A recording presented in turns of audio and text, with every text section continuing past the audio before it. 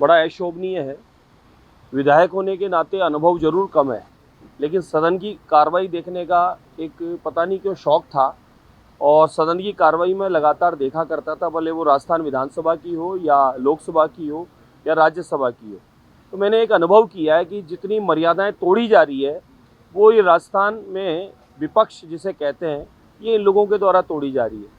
और मेरा ऐसा मानना है कि आदरणीय कांग्रेस के अध्यक्ष महोदय विपक्ष के नेता हमारे टीकाराम जूली साहब को पछाड़ने के लिए ऐसी हरकतें प्रतिदिन कर रहे हैं और करवा रहे हैं कि जूली साहब फ्लोर पे पूर्णतः आकर अपना वक्तव्य दे ना पावें। जब जब जूली साहब को कभी कोई बोलने का अवसर आता है तो मैं मानता हूं कि ये रणनीति बनाई जाती है जूली साहब को नहीं बोलने के लिए, और आज वही स्थिति देखी गई कि आज सारी मर्यादाएं तार तार कर दी।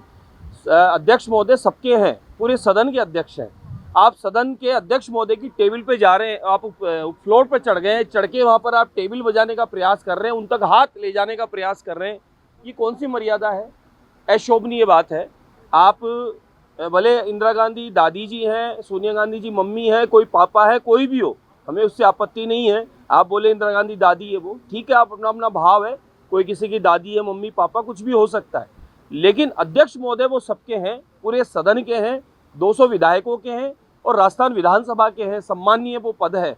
अध्यक्ष महोदय जिसी प्रकार से राज्यपाल महोदय जब पधारे तो उनके अभिभाषण में बीच बीच में बोलना, बीच बीच से टोकना, भाषण में खड़े हो जाना, ये अमर्यादित काम है, ये मर्यादा के अनुरूप नहीं है। इस प्रकार की हरकतें शोभा नहीं देती है। स्कूलों के बच्चे भी ऐसी हरकतें नहीं करते हैं, आपको लोगों ने चुनकर भेजा है।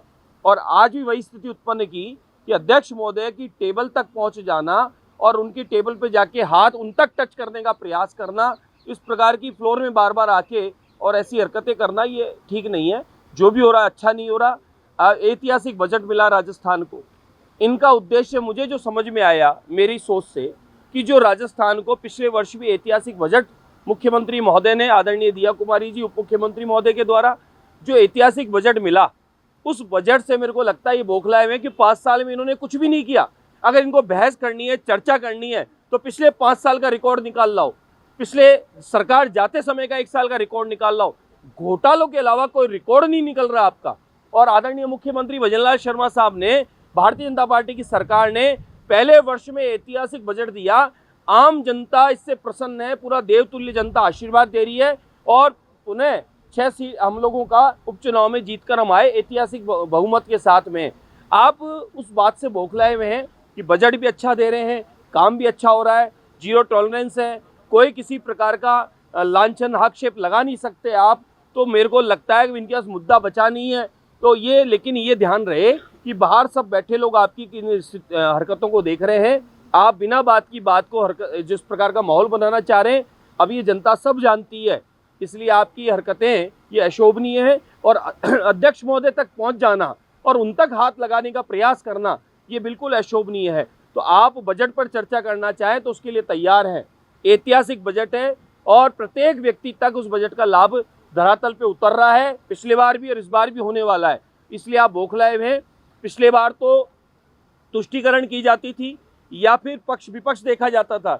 मुख्यमंत्री महोदय ने, भजनलाल शर्मा साहब की सरकार ने, भले वो विधायक किधर का हो कि उधर का हो, कहीं का भी हो, सबको बराबर, सबको पूरा बजट दिया है, सबको बराबर काम करने का मौका दिया है, सबको आशीर्वाद लेने का मौका दिया है। तो आप लोग कहीं ना कहीं मुझे लगता है कि टीकाराम जूली जी को तो माइनस करना ही चाह रहे हो आप इस तरीके की हरकतें करके, लेकिन अध्यक्ष जी का अपमान भी आप कर रहे हो और साथ में जो जनता ने चुनकर आपको भेजा, ऐतिहासिक बजट आपको दिया है और सदन में ऐतिहासिक काम जो हो रहा है सदन के माध्यम से आगे का राजस्थान के विकास का, उसमें अवरोध बनने का जो आप काम कर रहे हो, उसके लिए आपको ही पाप लगने वाला है।